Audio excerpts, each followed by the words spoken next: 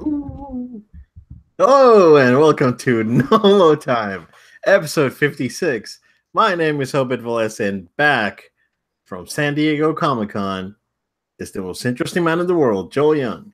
What's good, Nolo time? Good to be back with you guys. Wow. Did I have an amazing time? And I cannot wait to dive into my storytelling of everything that happened out there, guys. I know you guys were following on social media, so you saw a lot of the stuff that I put out there, as I told you guys, but there's a lot that I did not share, especially after Saturday. I didn't really post much, and that was intentional because I wanted to give you guys a full in-depth reaction here on the show, so I can't wait to dive into it. Yeah, Joel, you left me monologuing last week. It was fun though. It was fun. I got to pick a few tracks that I really like and just made a special music episode for our listeners. And unfortunately, the because it's music, it's not on YouTube, and I will not post it on YouTube by any means. I don't want the channel to get hit. So if you guys want to check that out, make sure to go and check it out on SoundCloud. But Joel, first thing I gotta ask you, man, the biggest news from Comic Con: Dragon Ball Super Broly movies coming out. Broly's canon, Joel. That's It's right. so it's over. Shut the podcast down. That's it. Drop the mics. Yeah, Let's let's toss them just go over. home. That's it. Nice Yeah, episode, guys. We'll see you next time. Yeah, that was a huge reveal, and there was a lot of Dragon Ball activations out there. So I knew that it was going to be big when they dropped the trailer officially for it. Across the Marriott, which is right next to the convention center, right, kind of connected to the convention center, they had a huge Dragon Ball poster right across promoting the movie. And then behind the convention center, they also had a Dragon Ball experience that I did not get to do because the line was just too long. But I did get to walk by and see some of the Dragon Ball statues and whatnot they had out there. It was pretty cool. But yeah, man, that trailer is awesome. I think that's gonna be so solid. I was hyped just for Dragon Ball just being there because the presentation of it, you know. But yeah, dude, the trailer just sold us. they spend the money. Yep. That trailer was money. They really are spending money in the animation, and they're going above and beyond. Right, this is not a standard Dragon Ball Super episode. This was not. This is something like it goes beyond. It looks really pretty. Of course, Akira Toriyama is really involved with the project. Um, I can't wait. I know that this is I know that we're probably going to get the movie here locally through either Fathom events, or it could just be at the IMAX because the movie's going to be out on IMAX in January of 2019. It comes Yep. out December 14th in Japan, and January 19th here. No specific day yet on January, but I was so excited to watch that trailer and actually see that they actually spend money on it. It looked really nice. And I also saw the trailer for the other three movies, Dragon Ball Z movies, that they're remastering and they're coming to the movie theaters. That's already on the Fathom event site. And it's Broly. It's the original Broly movie, I have it on DVD. It's actually pretty decent. And I can't remember the other two movies that are coming out alongside that one. I think it's Fusion Reborn, which is one of the later DBZ movies. I think the 12th movie, if I'm not wrong. And then there's another one, but I forgot which one it was. But I watched the trailer and the remastered version of it. It looks really really nice. So it holds up. Animation holds up. So I haven't watched that movie in a few years, so I may just crack the DVD and just give it a watch. But yeah, Joe, just poking around. But I think that this was the big thing that started trending for Comic Con was this reveal on I think Yeah. Tuesday afternoon. So Yeah, it was a big one, man. Early on, so it was a nice way to start off the con with some on a positive note. yeah, definitely. I don't know, Joe. I don't know if you want to do like a day by day thing, or do you want to Yeah, talk like okay, yeah, go ahead, dude, because yeah, I'm sure you have tons to talk about. yeah. Oh my gosh. So, you know, first of all, I want to say before I get into the con, when I first came in to San Diego, because I got in on the Monday, the week of, which was last week Monday. I landed in, and it was in the evening.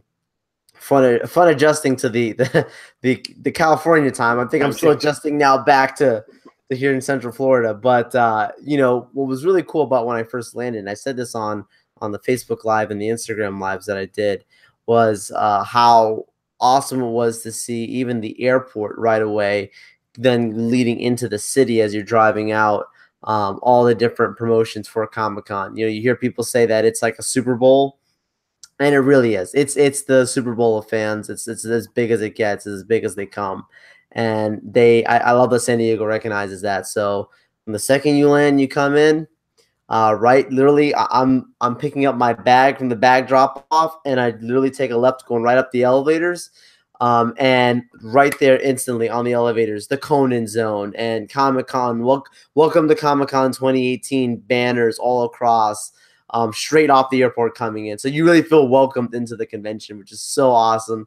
And then the second you're driving out from the airport to throughout the main downtown areas of the city, you actually had these banners, and it was leading on the road that leads directly to the convention center, because the airport and the convention center is not very far from each other. It's, I'd say, maybe 7 minutes away of a difference the most. Oh, that's pretty close. Yeah, really close. So I got a nice hotel, not right off, right in between there. So everything was really quick and nice. But with the way it was from the airport throughout the city, leading right to the convention center, on its way you had these banners saying "Welcome to Comic-Con." On the other side was Avengers: Infinity War banners. So even though Marvel wasn't technically there because for their typical Hall H panel, Marvel was very present in their marketing, and they really were pushing the advertisements for Avengers: Infinity War.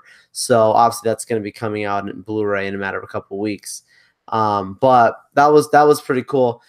But anyways, jumping right into it, Thursday was the first day. Wednesday's preview night. I did not go to preview night. I had every night but preview night, and I have to be honest with you, Obed, I regret that I didn't do preview night. I should have bought the pass for that, because I was fortunate enough that when I got in to buy these tickets, I was able to actually buy for 4 days, because you know what that lottery is. Sometimes people just get 1 day and they're happy. I was fortunate enough to get 4, which is great for the first time. But I should have got preview night since I had the chance, and just getting in from the first day on Thursday into Comic-Con. I got there a little after 7 in the morning, and the convention didn't open until 9 a.m. They advertised 9:30. They opened the doors at 9 to let the lines of people in. And Thursday was technically the smallest day of the convention in a sense. And I instantly learned from that first day, I'm not going to be able to do everything I want to do, because it's just physically impossible to get around. Outside of the convention center is all the experiences, and I'll get into that a little bit. And then inside the convention center, you have the exhibit hall and all the panels. So you really, it's not like you just have, it's not like Disney World where you can just kind of, oh, I'm going to go to this land and this thing. You have to physically be able to go blocks walking to get to experiences, to then run back into panels, to then run back to the exhibit floor. And when you're on the exhibit floor itself, it's so crowded, you've got to give yourself a good hour just to get from one side to the other. I'm not even joking with you. That wild. But the first thing I did, Obed, I went straight to ballroom. Sorry, not ballroom. Ballroom 6 BCF or something crazy like that, or whatever. That was where Star Wars: The Clone Wars is gonna have its panel. And I really wanted to, Obed, get into the Marvel Games panel, but it became down to a choice of either or. And I would have had to, I'm not even making this up, I would have had to have slept outside just to make it in for the Marvel Games. Yeah, but to be honest with you, nothing really exciting came out of that Marvel Games panel. So you made the right choice. That's what made me feel good. Like in the end, when I ended up looking up afterwards, I was like, well, it wasn't really any of a reveal really that much or anything. Where the Star Wars thing, on the other hand, was a fantastic choice that I went to that. Yep. I had to sit through the panel before just to have a seat. They don't clear the rooms, so you basically have to get there early, go to the panel before just to make it to the panel that you really want to get to. Or if not, you'll literally be sitting all the way with your back against the wall. And that room was full, not a seat empty, people waiting outside to get in. thankfully enough, I was within the first few rows in the front because I got there early enough. I got in there, and Filoni comes up. You have Ahsoka, the voice of Ahsoka, Ashley Eckstein. 16, yeah. I've seen it. She used to go to all the Star Wars weekends when that happened here at the Hollywood Studios. I saw her like 4 years in a row because I went to Star Wars weekends like 5 years in a row. Yeah, and I think I saw her every time that I went. She was there, so she was a big deal. yeah, she was there, and fans really love her. So really happy to see her there. You had the voice of Anakin Skywalker. I forget the actor's name. Pardon me, guys, but he was there. You also had the composer for the show also there, and then you had also I want to say she's the producer of the show. But really just the financial side of how much she was explaining how much money they could pay to have this amount of CG of ships and this and that. It was really interesting. But the basic premise for this panel, Obed, was that it was supposed to be a 10-year anniversary. It's been 10 years since the first season of Star Wars: The Clone Wars, and to kind of walk through some of the cool stuff that happened and some of the stuff that was going to happen when the show was canceled. So we got to see some of the cool original concept art, and then we got to see some cool some clips from the show, and then we got to see some promotional stuff. And Filoni was explaining what he was going to do with the show, and you're seeing the stuff with Darth Maul that he was going to do, stuff he was going to do with Chewbacca and the Wookiees, and like these different stuff that you were like, oh my gosh, you were going to connect these things. It was just phenomenal. And I'll be honest, I'm sitting here, I'm like, why am I doing this to myself? Like, I'm getting emotional about sitting here about a show that's been canceled, and I'm like, it's like a nostalgia thing. But Obed, at the very end, we get the big reveal where Filoni says, well, we're glad you all are here and how much you love the show. And there's not a day that goes by where I don't get tweets from people saying, can you save the Clone Wars, save the Clone Wars. He's like, I hope they listen.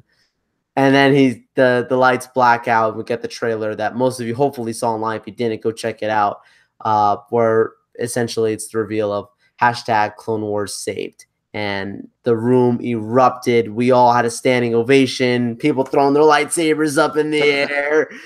This lady was dressed as not Padme, as Leia right in front of me. Screaming. Everybody was just so into it. So I know that show's gonna be huge success. It shows that Disney realized the mistake they made when they canceled it. Because they came in and said, "Oh, we're gonna do Rebels instead," but they realized there's so much love for that show, and Rebels was kind of hit or miss with the fans. I like the show; it's fine, but there were some people who had issues. So glad the Clone Wars is back and that they can give them something there. And I think it's a great property to bring back for their streaming service, because this is going to be an exclusive property to their new streaming service that comes out mid next year, if I'm not wrong, right? Exactly. Something like that. So I think that's great. Clone Wars was awesome. I did not finish it. I gotta admit, I think I watched like the first 3-4 seasons, if I'm not wrong. And then after that, you didn't get to the Ahsoka leaving the Jedi Order. No, I didn't get. Didn't get to that. I mean, I pretty much know what happened. It's so emotional, man. Yeah, I don't know if is that still on Netflix, because it was on Netflix. As far as I know, it's because actually the actor playing Anakin was talking about it. He was saying how the show is like timeless because people are just discovering it for the first time now on Netflix, and they're tweeting him and talking to him like, "Oh my gosh, my kids are watching and they love the show," and it's like, it's not for 10 years. It's really good. So I'm pretty pumped for that. I'm definitely going to check out that Disney service now that the Fox deal is pretty much done. So they're gonna be able to add so much and so many properties to that service that it's definitely going to be worthwhile. So I'm definitely going to check it out. Yep, Disney counting our pockets again. Yeah, exactly.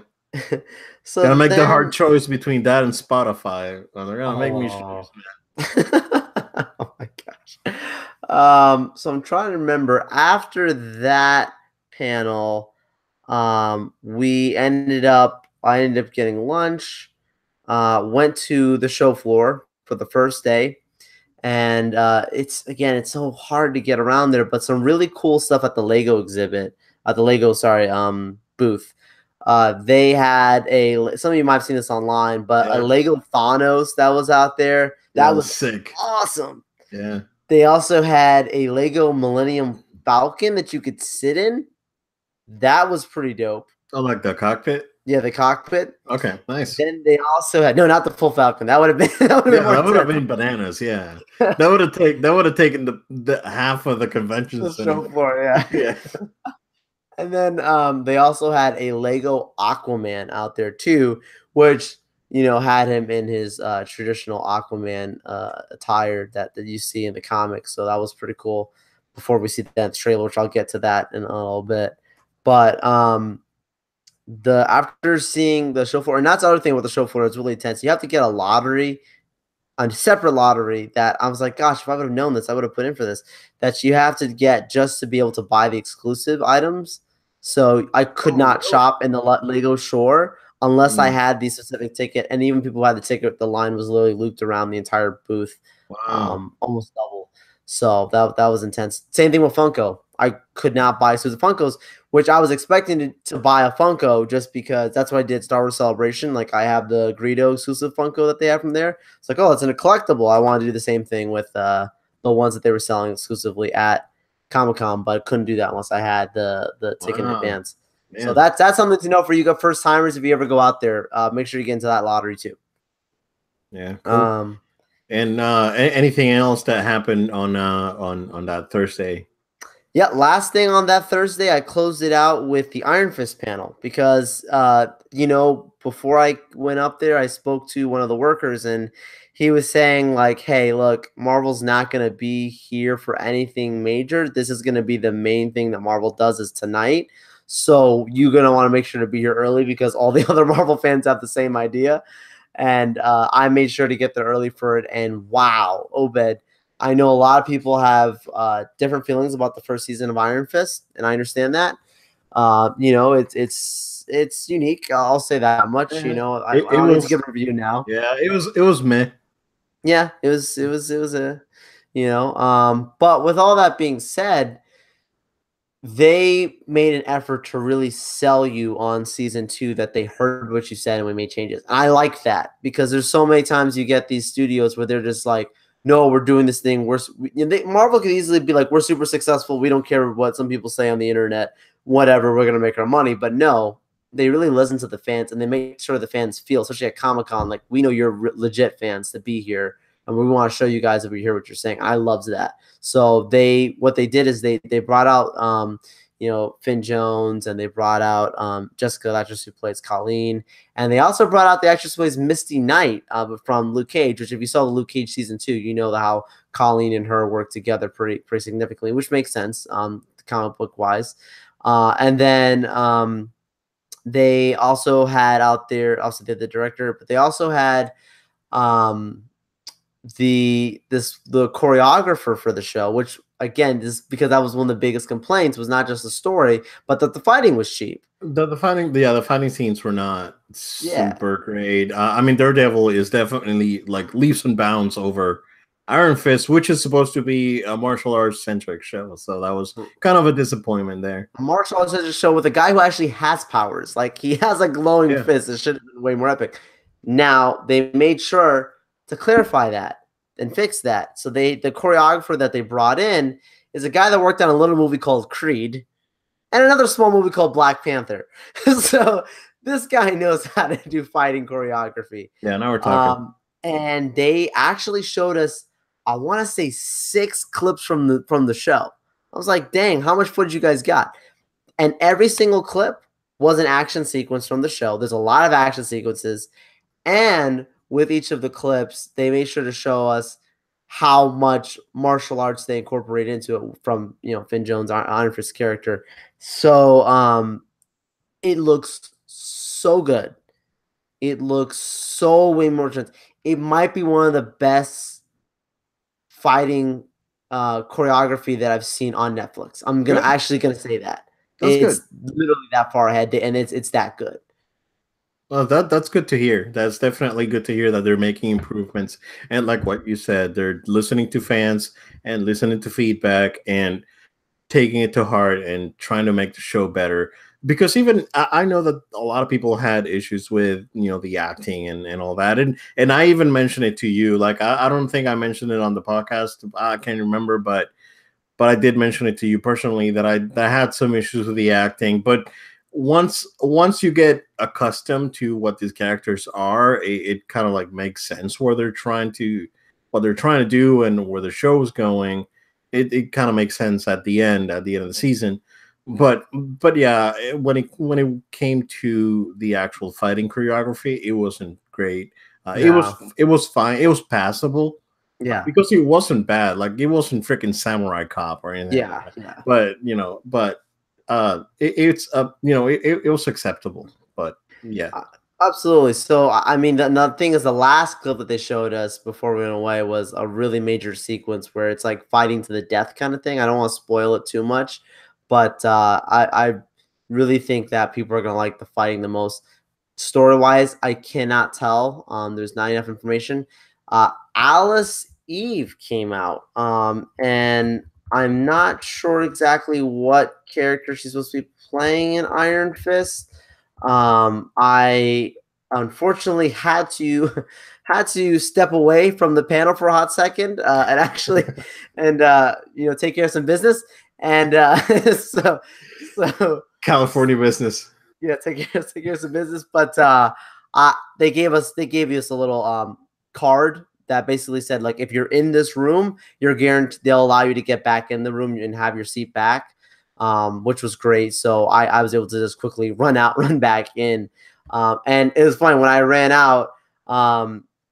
She like literally. She like I'm come back in. I'm like, who's this lady on stage? I'm like, oh look, it's Alice Eve. I'm like, okay, cool. Yeah, so she's supposed to be playing, if I'm not mistaken, Typhoid. So she apparently her scene, the people around me told me, hey, the scene that they just showed with her was really awesome, like a really cool sequence. But yeah, all we know she's a villain in the show, and that's it. That's another like F tier Marvel villain there. Yes, She low, was very low tier. I don't know if you remember, she was on the Elektra movie. Yes, yes, I don't think she talked at all or had like very few lines. very minimal, I Yeah. think. Yeah. So that's pretty cool that they put that character in there. But yeah, honestly, Thursday, great day. I was physically beat from Thursday, and I was like, oh my gosh, I got 3 more days to go. I was like, so the show floor closed at 7. The panel ended at 7. I literally ran to get my Uber, get some food, and go to bed because I was like, I gotta wake up real early for Friday. Friday, was really cool. Friday was the day where I went to a pretty cool YouTuber panel in the morning. The one thing I will say about Comic Con that they really need to fix, a lot of people tell me that they've made a lot of progress, but there's some things that they can still really work on. You're having 130,000 people reported to be there for this convention. I think it was in the range of 150, including people outside. But you're having this many people out there trying to get into the convention center where you open it at one time. You cannot have only one door open. Oh, It yeah. was it to me that was ridiculous. And there, I know Comic-Con will respond to me and say, well, Joel, at 9:45 we opened up this door and we opened up that door. You cannot have for the first maybe hour of walking in where everybody's expecting to get in that you're going to only have one door. You need to have it. And if you are going to have the one door, you need to have your employees directing people into a line, not telling people, oh, no, you're literally, one of the workers told me, no, this is a self-formed line. There is no line. You could cut ahead if you want. I'm like, that's chaos. Like, you Yeah. literally could have had people just barge the doors and just run in, Yeah. and nobody would stop them. So Comic-Con, please take the hit. You guys got to do a better job with getting people in the building. That's just one of the main complaints I had about just the convention running and the communication between the two there. But getting in was cool. I got in, and then I went to a cool YouTuber convention. Got to meet John Campia, who is a YouTuber that I really admire. I've learned a lot from him. I actually got a picture with him, so maybe I'll go to post that on social media. He was a really cool guy. One of the dudes from the Fine Brothers was also there. Cool. So got to learn a lot from him. So hopefully bring more cool content to you guys here on YouTube and on our podcast. Learn a lot of really cool stuff there. I will add this in as a quick segue here is that, I do want to just say that, in remembrance and unfortunate news of hearing that John Schnepp passed away. I was out there, and I had heard before I left how he got into critical condition, but he literally died. I found out maybe like an hour after getting out of that YouTube panel, and he was very close friends. I think he was actually supposed to be on that panel during that weekend. He wasn't there, so I would have actually seen him. And I've seen John Schnepp before at New York Comic Con. I've heard his stuff. He's one of the big people that really pioneered for the comic book fandom, the comic book community.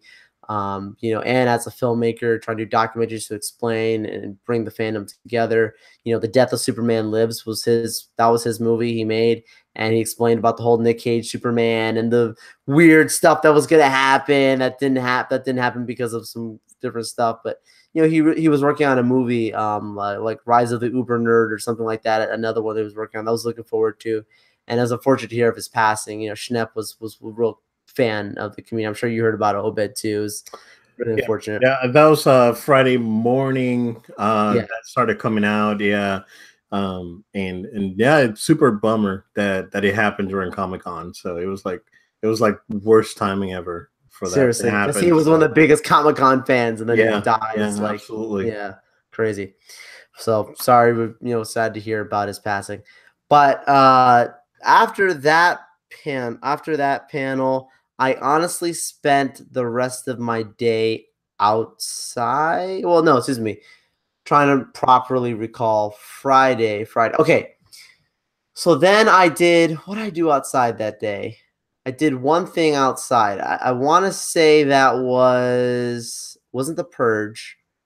There was a really cool Purge experience they had out there. It was Purge City. Basically, they took like a Party City and made it Purge City. And you could go in there and actually they give you like Purge money to buy different items. One of the items was this cap right here. You just got right here. That was really cool. Yeah. So really cool, like just free stuff. And that was the cool thing. There was so much free stuff to just give. I mean, I didn't have to buy water. Like, I'm not even joking. They were giving out water. There was DC Comics branded water bottles, and like, because there's just activations going on everywhere. Free ice cream. I'll tell you, I did the Jack Ryan experience. So the Jack Ryan, oh my gosh, Obed, they promoted so much of Jack Ryan out there. Yeah, you told me about it. Yeah, dude, like Amazon put money into it, and they were one of the best personal experiences there. So they gave us all these. Got it back here. These badges. If you're not watching on YouTube, you guys listen to the podcast and watch on YouTube. But this is the badge they gave us, and essentially the badge had these little stuff on the back of it that actually, the chips that held your data. So you did different experiences, you unlocked different things. They gave like free ice cream and all this different stuff there. But I wanted to do the VR experience. That line, you had to be one of the first 100 people to get there. So people literally slept overnight just to be one of the first 100 people to do the Jack Ryan experience. I wasn't going to be me, but good for those guys. Just to get a free cap and do the experience. Okay. But that's what Comic-Con's like. After I did some of the Jack Ryan experience stuff, then I went because that took us several hours. Then I went back inside. So I'm sitting in the Cloak and Dagger, waiting for the Cloak and Dagger panel. And I'm on Twitter, and the Twitter account says to me, there's a Hall H Twitter account that tells me, I was just reading it, and it's saying, hey, there's 100 seats left in the back of the room right now. This is like maybe 4 o'clock, and the Sony panel started at 6. And I was like, there's 100 seats left. Maybe I should try. And the people that were around me said, go for it. Go try. I run all the way down to Hall H. And if you've ever heard about how Hall H is, they call it Hall H hell. It's it's demoralizing. You wait for hours. Again, people sleep overnight for this stuff. You would think gold was in this room. You think there was treasure or something to be found with how crazy radical people get. And somehow, some way, Obed, people left from the Glass Man panel, and I was able to sneak right into that panel. They opened the doors and said, "We've got space. You can sit right in." I came in for sat in for the Bumblebee panel, and then made it into the Sony Pictures panel. and I was not in the back of the room, Obed. I actually got a seat in the middle. I was like, Oh, oh nice. snap, this is crazy. Yeah, So I because got I saw your footage from the Bumblebee event, and that looked that like actually got a pretty good seat there. So that was yeah, pretty dude. good. Yeah, Yeah, it man. was great. So I got really great seat there, and Haley Steinfeld's talking about her role, and they start talking about the villains in the movie. They're going to be triple changers. So the triple changers are, it's self-explanatory. They can be boats, they can be cars, they can be planes. They that's the villains for the movie. And then as they're talking about the villains, they're like, well, how to talk about how do we talk about a villain with a personality or something along those lines? And of course, John Cena comes running down the stand, giving all of us high fives as he's running down. He's in a full on suit and playing his music. He's cool. He's talking with the fans, explaining his stuff. We see footage.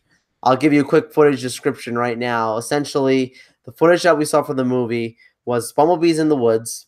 He's all of a sudden he turns around, he puts his battle mask on, and he's being chased by these tankers and other military vehicles, and they're shooting at him. It's an amazing action sequence where he's like spinning through these trees and just like the explosions go around him. Doesn't look Michael Bay. He doesn't look too overkill, but because it's not directed by Michael Bay, but it's a really cool action sequence.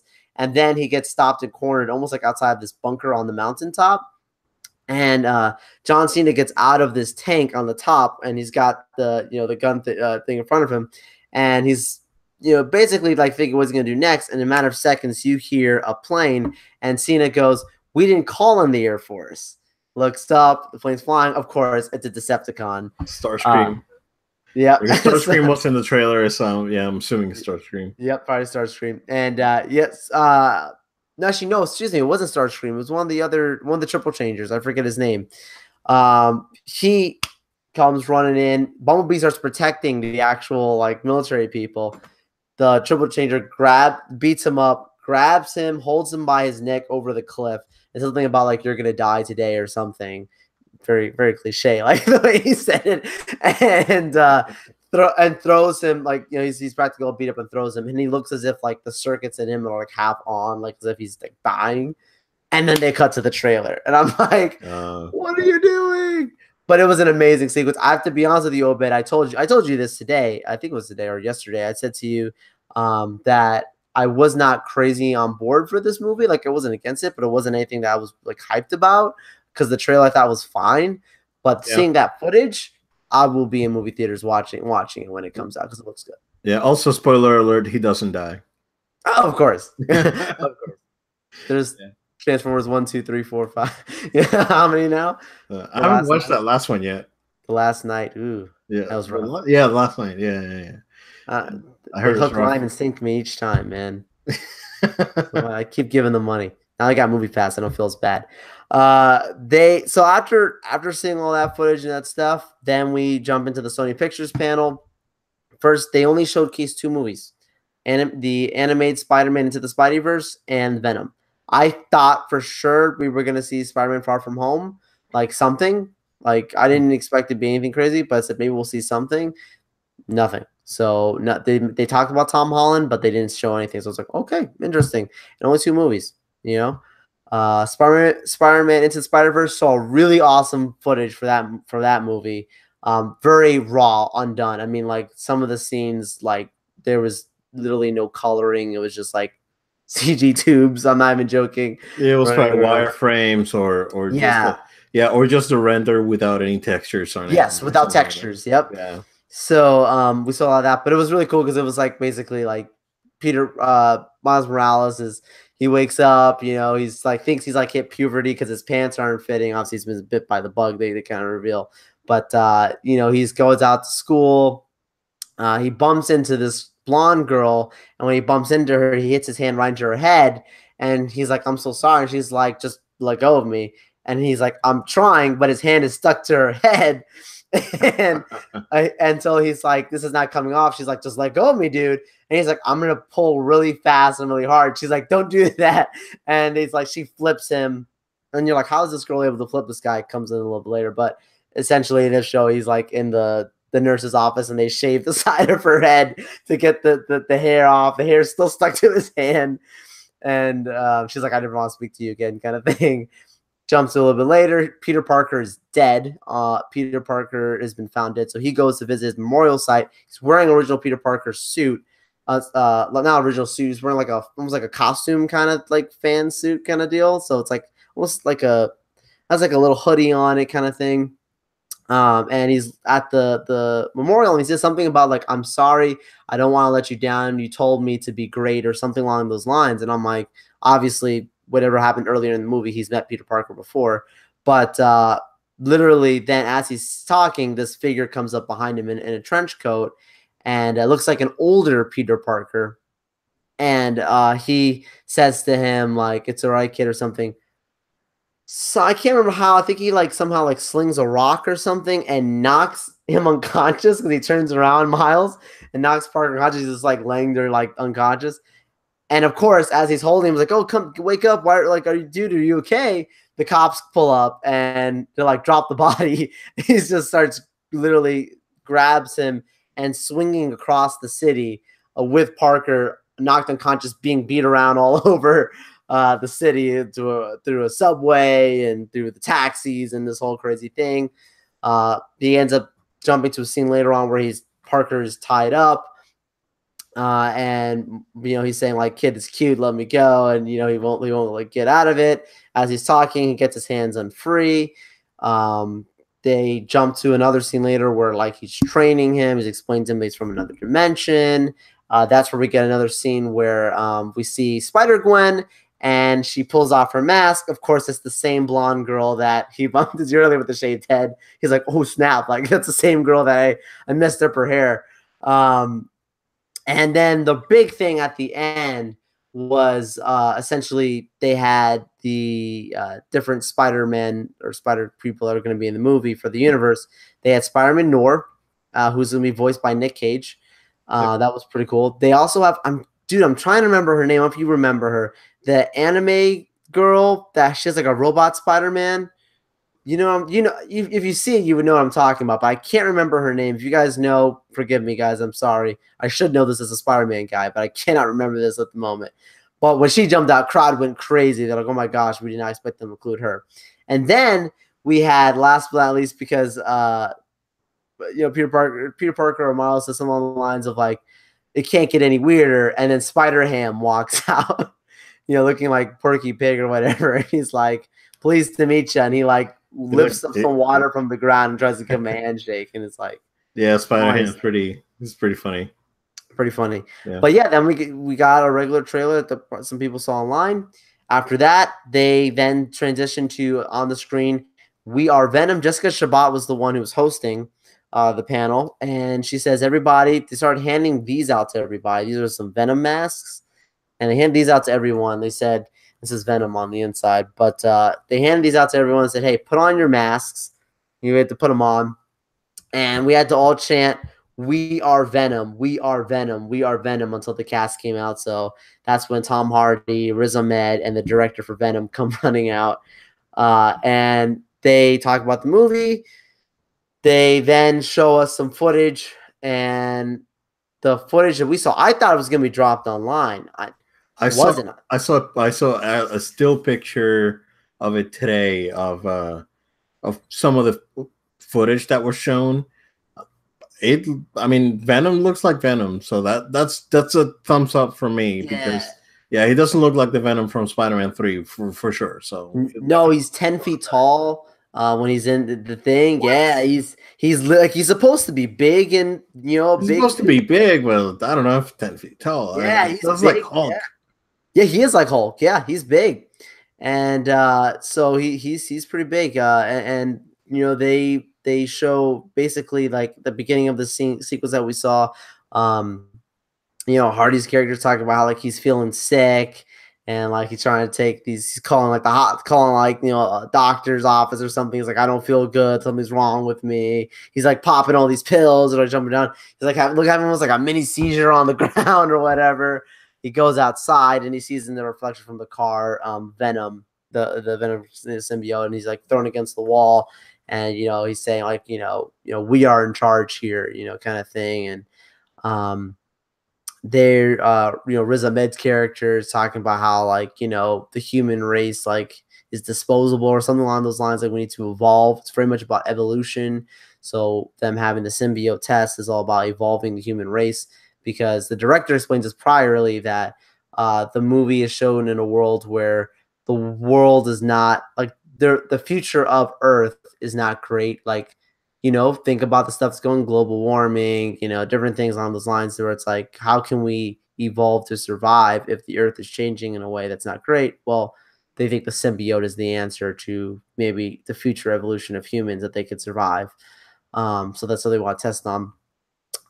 They showcase, him in this main like kind of 7-Eleven kind of gas station like kind of place. He's at this I forget now some lines he says there, but anyways, they show then a lot of different sequences of him actually with Venom, having the full suit on, doing stuff. There's a really cool sequence where Venom's hands actually become like sledgehammers kind of thing, cool. which is pretty cool. Yeah, so they're doing the he can actually morph his hands into Yes. axes and weapons. Yeah, that was completely absent from Spider-Man 3. Yeah. So he's got these like axes kind of things in his hands. He forms. We see two different symbiotes. One that's yellow and one that's bluish. So the first the blue one was confirmed to be Riot. The yellowish one was not confirmed. I believe that to be Scream. Yeah. I believe it to be Scream the way it looked, but I'm not entirely sure. Some of it looked a little goofy, but I know they're probably still doing some of the fixing up some of the production, cleaning it up a little bit, which is probably why the trailer's not online, because they probably want to clean it up a little more before the public can really analyze it.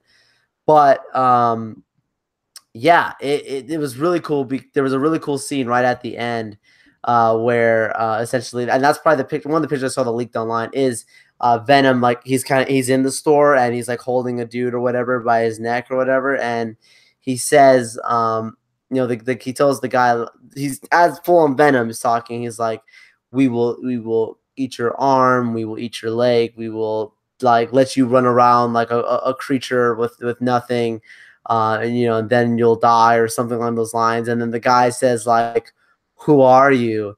And then this amazing image, I cannot wait for you to see it, Obed, where his face splits, like it opens up and you see Eddie Brock and half of it Venom. He's still in the suit, but just the face opens up and the teeth are in sync with the mouth. And he goes, we are Venom. And then he goes to eat the dude. And that's the cut of the trailer. It was ridiculous, Obed. The CG on that looks so good. Yeah, I need to check it out for sure. I cannot wait for you to see that scene. You'll know when you see it. But yeah, that was it for Friday. After that panel ended, they gave us all free posters. So I had to go redeem it. Ran outside to get my Hall H wristband because I was told by someone when I was in line for the Sony panel, this girl told me, hey, I was told that at 8 o'clock tonight, they're going to be giving out wristbands for Hall H for Saturday. If you get a wristband, that guarantees you a seat in Hall H for the first come, first serve in the morning. So it guarantees you a seat. So I was like, gosh, that's great. I don't have to sleep outside. And guess what was first thing in the morning? The Warner Brothers panel. What most people wanted to see. Dude, and it was probably the biggest thing at Comic-Con was that panel. It was my favorite memory of the whole time being there. Yeah. But so I ran outside to meet someone that held a spot for me. And I'd say around 10:45 at night, they finally gave out the wristbands. So I just camped out there with these other fellow people. And if you guys are listening out there, Bree, Karen, Blaine, you guys were awesome. Appreciate hanging out with you guys. I know we exchange information. So hopefully I'll see you again, Nick, if I get out there another time. And thanks for following the show. And we hung out there. We waited for those wristbands, got the wristbands, and I ran back to my Uber to get to my my hotel, and literally just crashed. Woke up 6 a.m. because you had to get there before 7. Even though you have a wristband, If you don't get there before 7, they start allowing the standby line people into the line. So people who slept outside who didn't have a wristband would suddenly start bypassing people with wristbands. So because I had a wristband, so I get there 7 in the morning. The panel didn't start until 10:30. So I waited all that time. That's when I did the Facebook Live, Obed. Okay. But while I was in line for Hall H, get in there. That was the best panel. This is the big one. This is my biggest memory that I have for it. All right, Joe. So to me, the biggest thing to come out of this Comic-Con was that freaking Godzilla trailer, because that was absolutely phenomenal. It was perfect, the perfect setup for that movie. It was like cryptic. The music was really good. Just the shots they put here and there were really good too. And just seeing the monsters, you see a glimpse of Mothra, you didn't see the whole thing. You see a glimpse of King Ghidorah, you don't see the whole thing. You do see Rodan pretty good, and of course Godzilla, because it's pretty much the same model as the Godzilla 2014. But Joel, that I've watched that trailer probably 14 times already, and every time I get teary eyed, man. It's so good. The Mothra reveal was so good. People were so hyped when that one happened. The director was really cool because like he was saying how like this is gonna be a monster film, and there's a lot of people complain with the first one. I like the first one, first Godzilla. Yeah. But when I say first Godzilla within the modern universe, Bryan Cranston Godzilla, as people have dubbed it. But yeah, like he says, there's gonna be tons of monsters. He lists down some of the monsters, some of those will be seen in the trailer. But then he also says there's gonna be some surprises. You have to assume Kong or something's gonna show up in there. Well, we'll see. It makes sense, right? To preview for the next movie that they're gonna have with Kong and Godzilla together. But it looked phenomenal. The showmanship for Warner Brothers, Obed, it's the best. It's the best of the business. So like the minute you're in there, Aisha Tyler's hosting the whole showcase, and she literally just says, "Guys, you know what we do here. Lights blink blackout, and these panel screens open up all around the room. No one else does this on Hall H. Only Warner Brothers. They pay to have these screens go wrap around the entire thing. I posted some of the pictures on our social media. You had to be in the room. This is one of those things like why people travel for Comic-Con. Like you get the trailer stuff that you can see online, but when you're in the room, that showmanship, the way they do it, it's an experience that I'll never forget. And the opening sequence with Ready Player One and Godzilla screaming across the screen. The sound system's ridiculously good. They gave us all these wristbands when we came in there.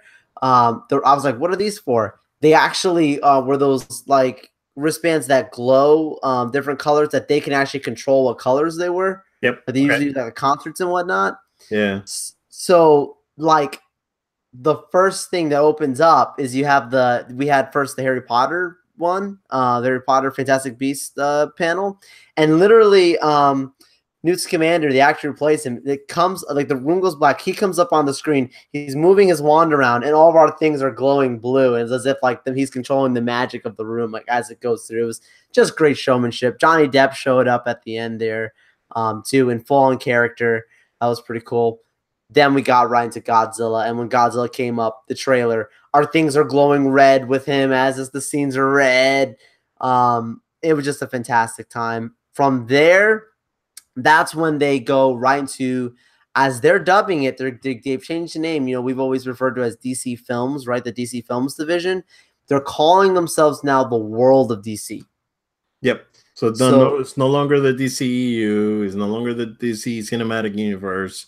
It's the Worlds of DC. Yeah. So they're actually branding it, and I think they're actually being very smart with this branding, because when you call it the Worlds of DC, you don't necessarily mean that you're going to have a cohesive universe. You can do one-offs and you can do this different things, and it doesn't really matter. Joker So, film. exactly. So they're being very, very smart with this branding. Yep. That they just announced at the event. So that makes a lot of sense. Yep. Maybe we'll get one-off Batman movies, and Yeah. maybe they're trying to do something like what they do with their animated movies, where they are not all in a cohesive universe. They Nope. all do their separate things, and that may be a great idea, because that may work for them. That's true. That's a good point, Obed. I didn't think of it that way. I love their animated films, how they've done most of Yeah, them. yeah, they're good. So like the world of DC was their big reveal, and they started it off with Wonder Woman. It goes right away to Wonder Woman, and they confirmed the title, Wonder Woman 1984. Because before that, the only thing we had to assume there was Wonder Woman 1984 was the hashtag, because that's what Gal Gadot used when she put out the first official image for Wonder Woman 2. Was that Wonder Woman hashtag Wonder Woman 84. So people were assuming that's going to be the title, Wonder Woman 84, but they did confirm when they actually had the official logo for it come up, Wonder Woman 84. So that's Wonder Woman 1984 is going to be the actual title for the sequel to Wonder Woman, which is a cool, solid title instead of just calling it Wonder Woman 2. I like that. Gal Gadot came out. First Patty Jenkins came out, Gal Gadot, and Chris Pine came out.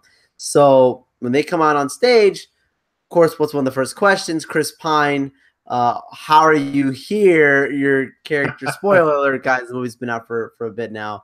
Your character died in the first movie, and he just jokes. He's like, I can't say anything if I'm here. I'm just here for emotional support, for the fans out there.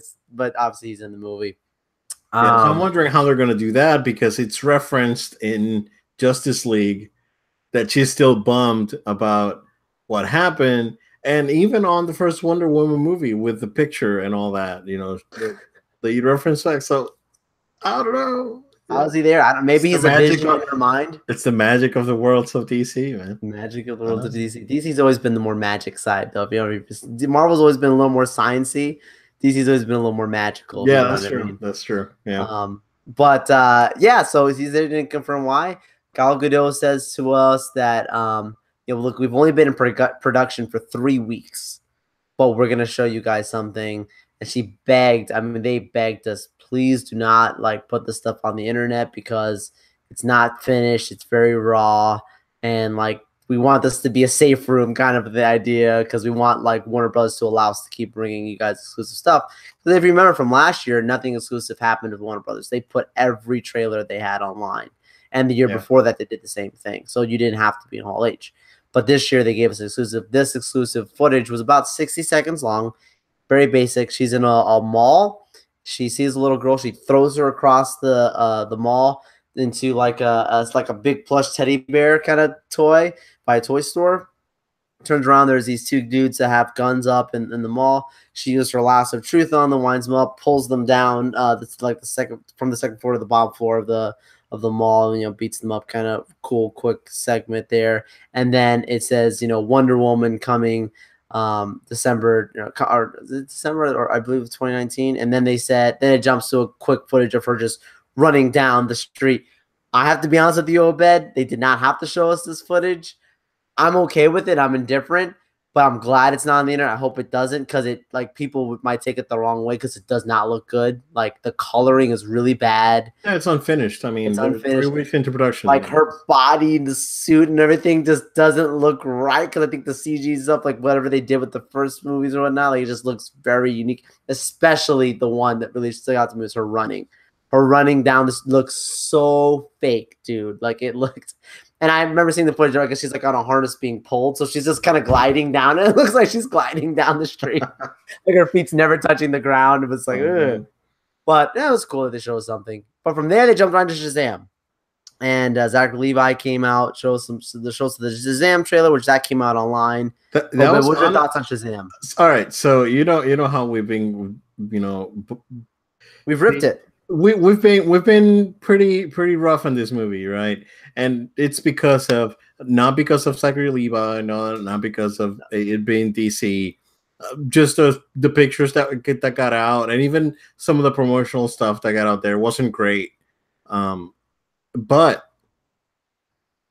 seeing that this movie is the antithesis to Batman versus Superman, was a breath of fresh air, and I really enjoyed it. I thought it was really funny, and I'm not going to run and watch this movie in the theaters, but I'll watch it, and I know I'll probably have a good time with it.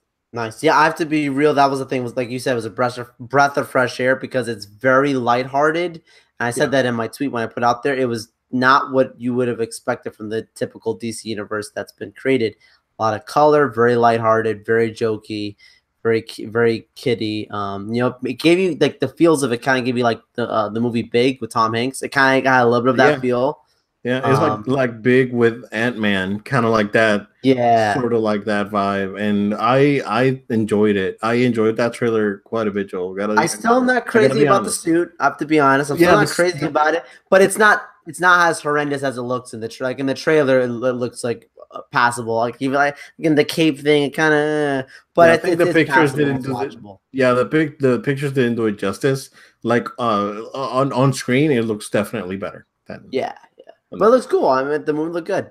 Last thing they had was, of course, Aquaman. Jason Momoa comes jumping out. The screens open up. He comes jumping out. It looked like a wave, as if he jumped off of a wave right into the crowd.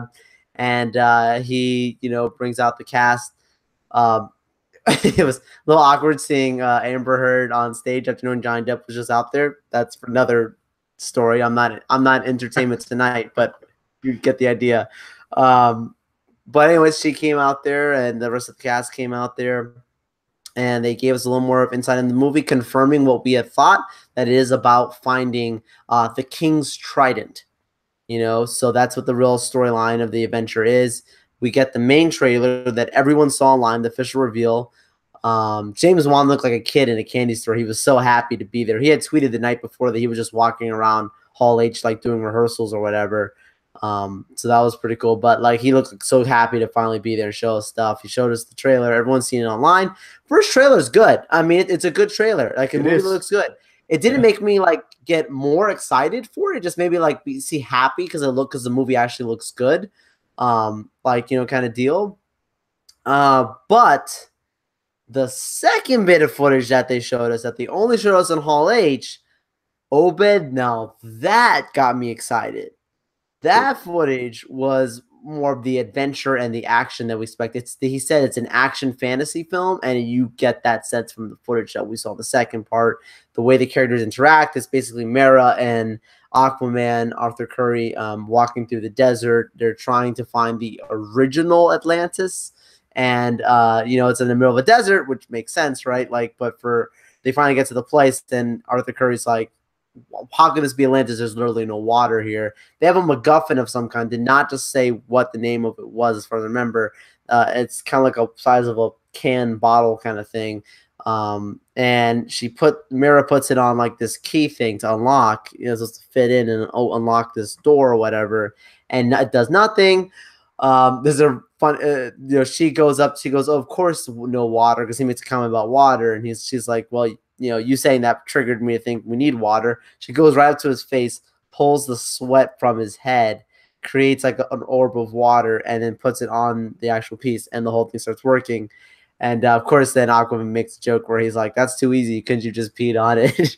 And we all started laughing. But it opened, it opened the thing. There's like a big hologram, and this dude with the stick or whatever is talking to him, saying like, "Well, to find the trident, you must go below," or whatever. Very cliche again, You whatever. must beat the final boss to get Yeah, it felt like it. Felt like that. Right? They cut further on in it to basically they're back like outside in this kind of deserty looking, kind of like Middle East-ish kind of style, wherever they were, like an abandoned city kind of deal. And Mira's looking at this map or whatever, and out of nowhere, Black Manta comes jumping down. His suit looks great because he was the original suit. Yeah, it actually looks surprisingly good, man. Looks really good. His minions are around him. And it ensues this great action sequence. The half a glimpse you got in the trailer of Mira jumping off the rooftops, and that was the full sequence that we saw. And that sequence was so good, Obed. The action on that, it made me feel like almost like a Superman-esque kind of fight, like they're full on powers of speed and strength and just the way they were using the lasers on Black Manta's mask, helmet. It looked great. The last shot of the footage that we saw was a money shot of Arthur Curry turning around the Aquaman suit, the original orange and green suit, and he looked great in it. So that was really cool to see that they kept that in there. But Aquaman looks great. That was how they ended the show, and I was just like, thank you, Warner Bros. You gave us a show in Hall H. Yeah, they definitely brought it, and they need it. And we've said it, man, multiple times on the podcast. DC needs to get in the good graces of their fans, and I think they're doing a good job. I agree. And you can definitely tell that they're listening to feedback. They're being serious about being good to their fans and bringing more other people in. So I think the future looks bright, Joe, for DC. I think they're going to bring it around as long as they figure out what are they going to do with the Ben Affleck Batman stuff, and if Henry Cavill is going to be back as Superman. Once they figure that out, I don't see why this is not going to be a good, hopefully a good run of movies for DC and Warner. But yeah, they brought it. I agree. Great. And the rest of the day, honestly, I did the DC experience outside in the Hilton across the street. I don't say it was the Hilton. That was pretty cool. The big thing I want to point out, they had like a Swamp Thing experience, a Harley Quinn experience. Harley Quinn was cool. You basically got a baseball bat and just start to beat up stuff inside this room, like paint splattering and all that. Nice. Fighting a pawn suit. That was fun. The Swamp Thing was like a scary room kind of deal. Like you had to kind of walk through and things fall, and this person dressed with the Swamp Thing arm kind of goes off against you in the dark, and you're running with the people around you to get out of the scary room. They also had a Court of Owls experience. So it was like it was a scary room with literally like people with the owl masks just kind of pop their heads out at you to scare you. That was a lot of fun. I love that. We had a Doom Patrol room. That was pretty cool. But the last one that I really wanted to point out with this was the Dick Grayson experience. So the Dick Grayson one was basically a setup promotion for the Titan show, which we've talked about. Oh boy. Yeah, here it comes. I purposely took a picture to prove this, and I will post it on social media. Guys, they kept the name of it's escaping me right now at the moment.